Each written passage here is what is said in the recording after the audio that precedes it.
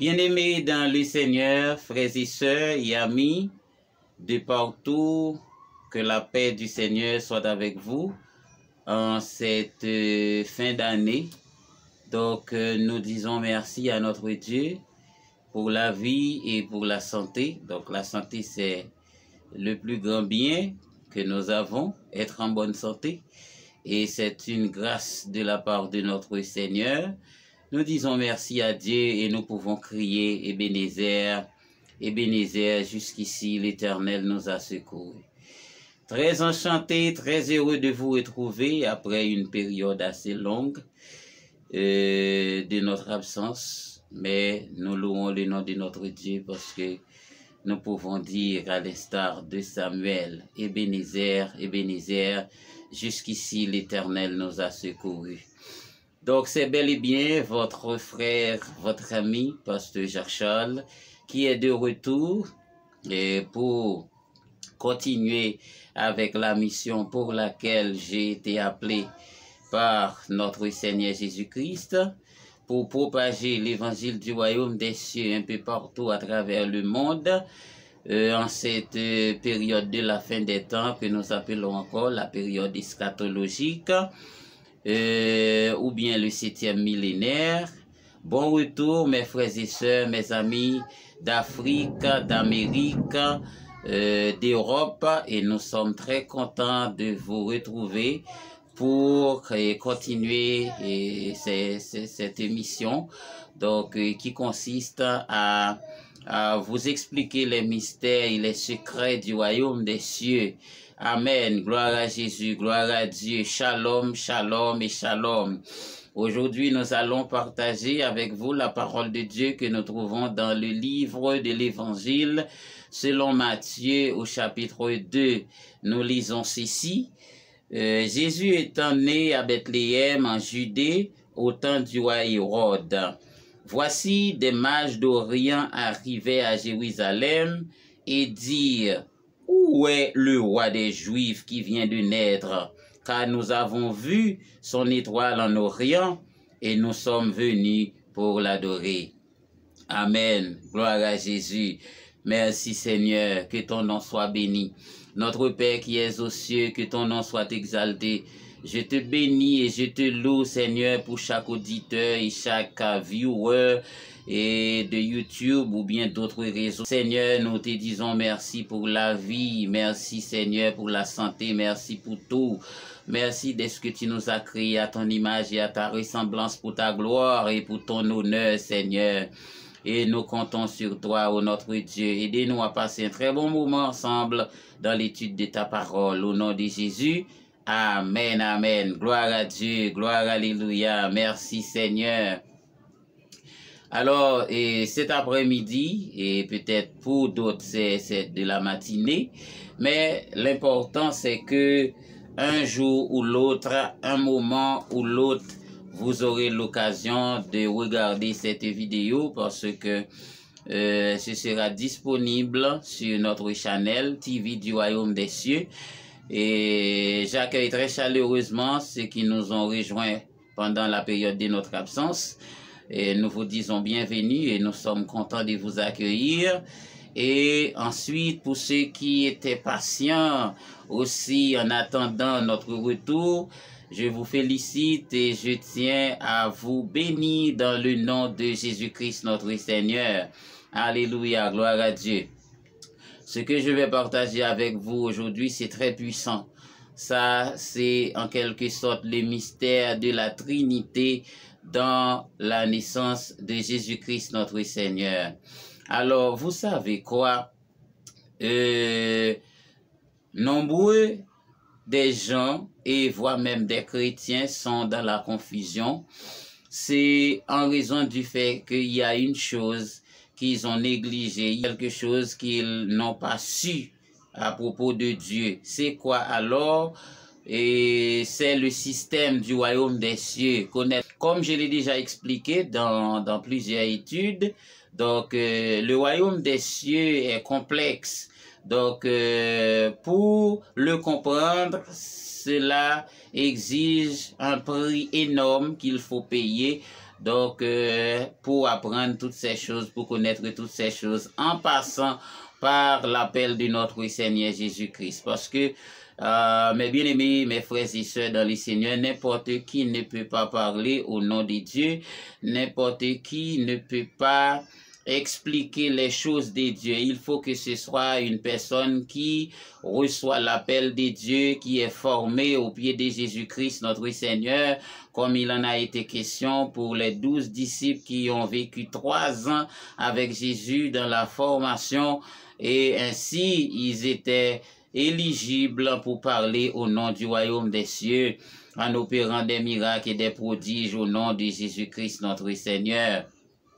Alors, mes bien-aimés dans le Seigneur, ce que les gens ignorent et qui est crucial, et pour que tout le monde arrive à la connaissance du système du royaume des cieux ou bien des systèmes du royaume des cieux, eh bien, c'est bien sûr la connaissance de Dieu qui est un système monté de 7 esprits, comme on en a déjà expliqué selon Isaïe chapitre 11.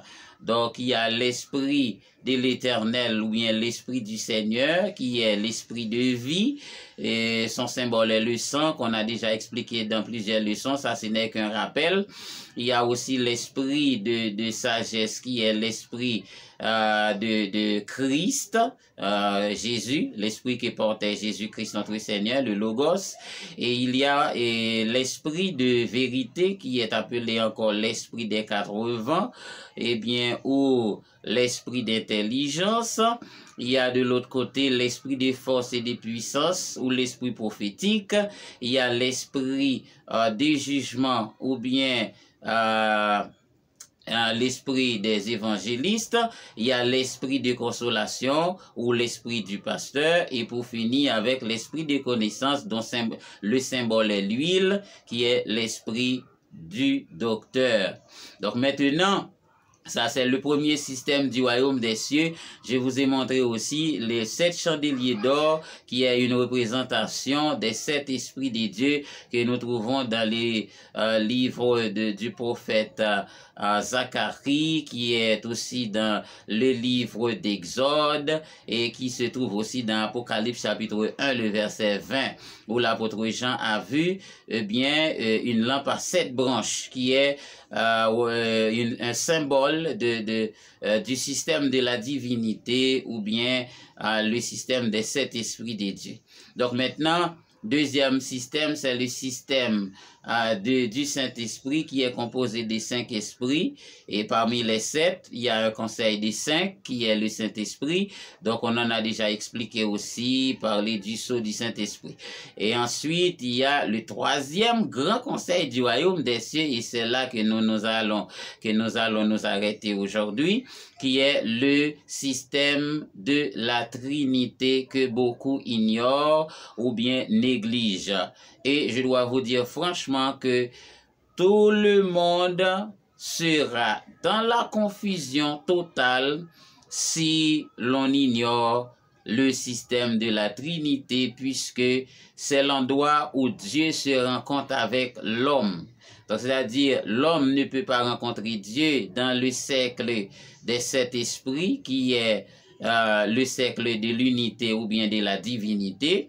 L'homme n'est pas capable non plus de rencontrer Dieu au sein du conseil du Saint-Esprit qui est monté des 5 esprits. Mais c'est seulement au niveau de la Trinité que l'homme peut rencontrer Dieu, c'est-à-dire dans le système de sa justice. Donc maintenant, ce système, c'est un système partagé, c'est un pouvoir partagé entre le Père, entre le Fils et le Saint-Esprit. Comme je l'ai déjà expliqué dans un premier temps, c'était l'ange des Lumières qui a joué le rôle de Réma dans la partie gauche, et Jésus-Christ était, alors bien sûr, Christ qui est Jésus, c'était le Logos. Alors il n'était pas encore Jésus à ce moment, il était dans le sein du Père, il n'était pas encore venu, il était le Christ, le Logos ou bien l'esprit de sagesse. Donc maintenant, Lucifer jouait le rôle de Réma, c'est-à-dire la pratique de la justice de Dieu dans le corps duquel Dieu a envoyé le Saint-Esprit qui est une coalition des 5 esprits et qui a travaillé dans son corps pour le perfectionner, et ainsi il était devenu le chef-d'œuvre de Dieu en portant le sceau à la perfection. Donc maintenant, ça, c'est la première Trinité qu'on en a expliqué dès le début de notre étude.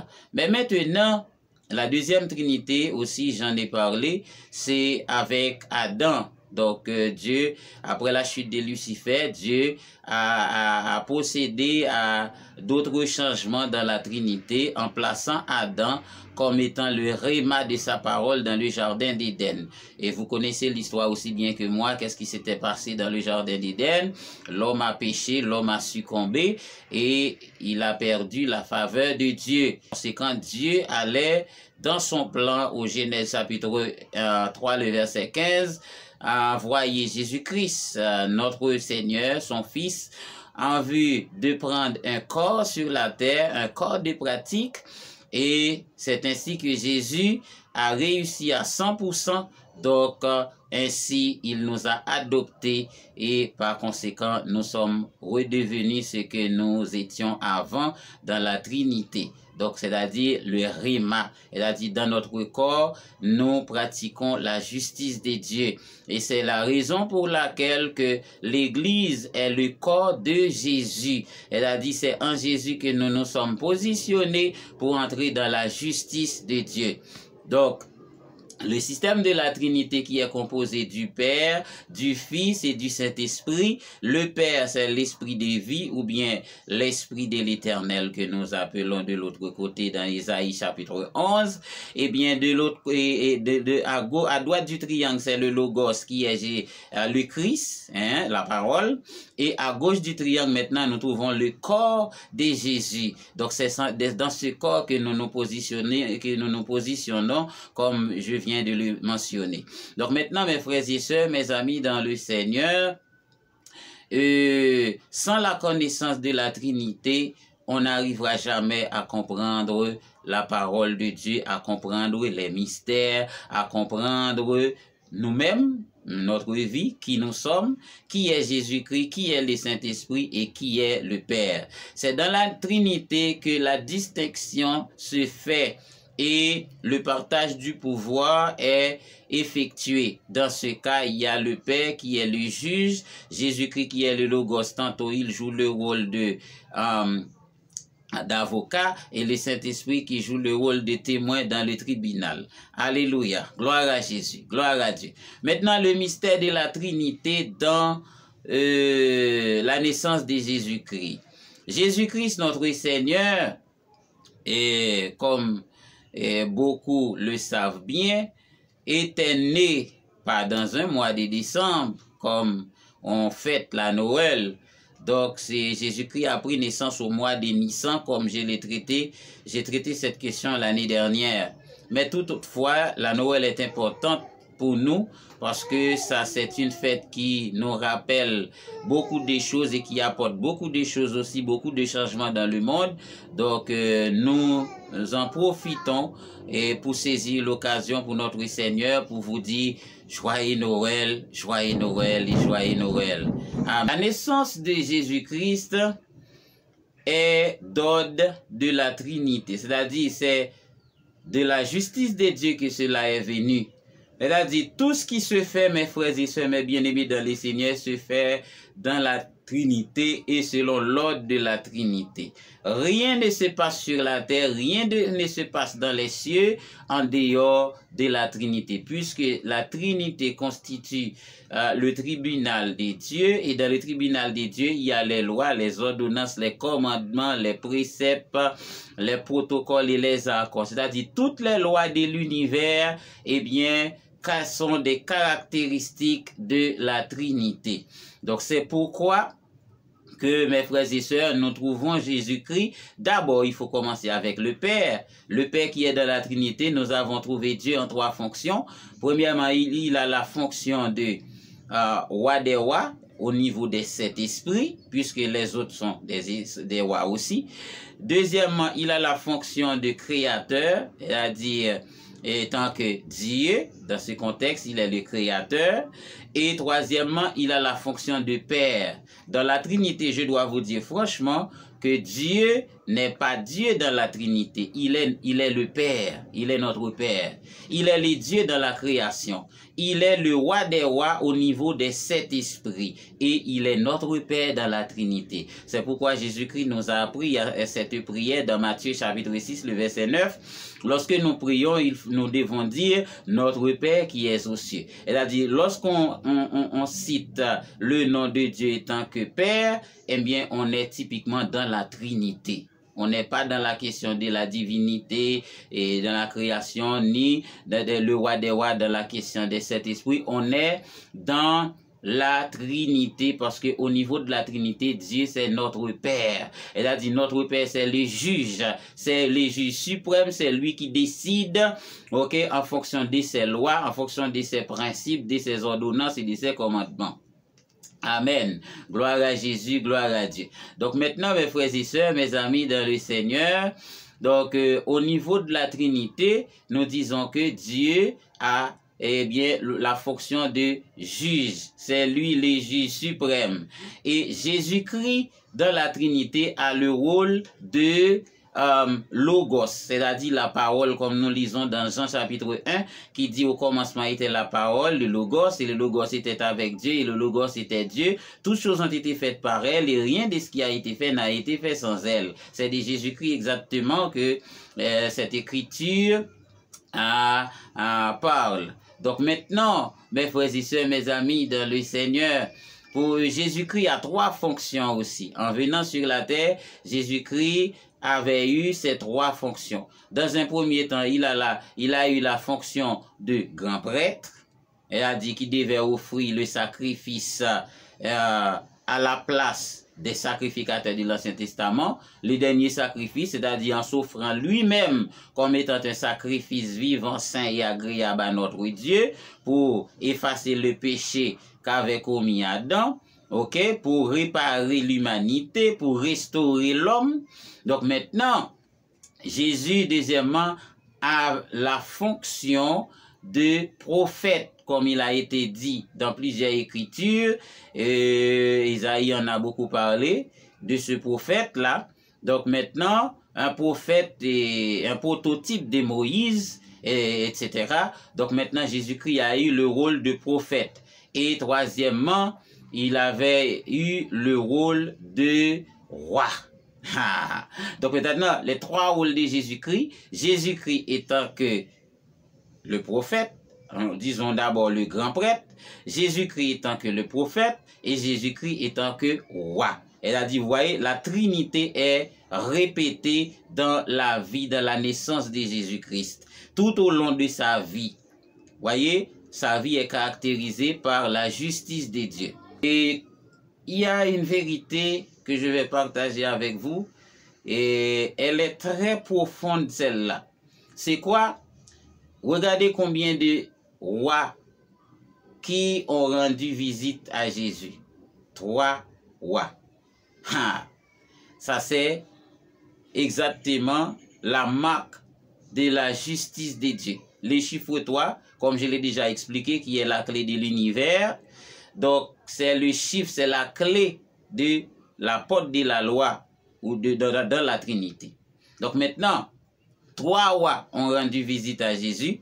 Et regardez combien de cadeaux ils ont offert à Jésus. 3 cadeaux. L'or, c'est pour la question des royautés. Puisque l'or, c'est le symbole de royauté. Eh bien, l'un d'entre eux a offert à Jésus de l'or. Elle a dit pour justifier que Jésus-Christ, c'était le roi. Amen. Gloire à Dieu. Le roi qui devait venir. Deuxièmement, on a offert, l'un d'entre eux a offert de l'encens. L'encens aussi, ça est des caractéristiques pour un sacrificateur, parce que les sacrificateurs utilisent toujours de l'encens pour purifier l'autel dans l'Ancien Testament et pour faire les services dans le temple. Donc, c'est-à-dire l'encens qui a été offert à Jésus, c'est en qualité de sacrificateur. L'or, c'est étant que roi, l'encens étant que sacrificateur, et la myrrhe, c'est qui est offerte, c'est pour l'aspect prophétique. Elle a dit, pour dire que Jésus-Christ est le prophète, on lui a offert la myrrhe.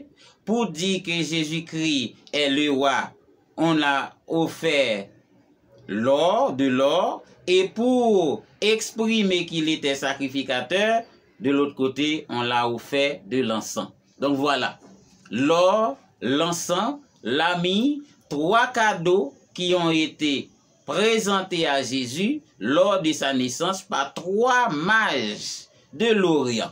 Donc, c'est-à-dire, pour voir ici, c'est la justice de Dieu, c'est la Trinité. Et comme je l'ai dit, rien ne se fait en dehors de la Trinité.